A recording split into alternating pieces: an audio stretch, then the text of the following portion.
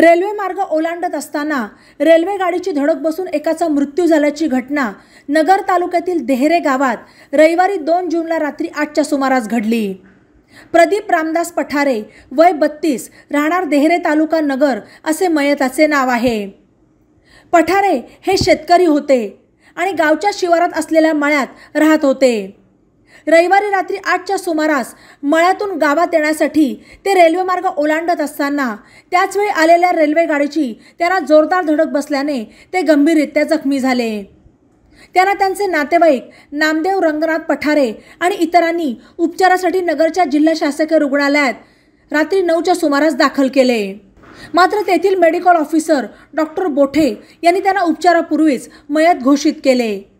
या प्रकरणी MIDC police ठाण्यात अकस्मात मृत्यूची नोंद करण्यात आली।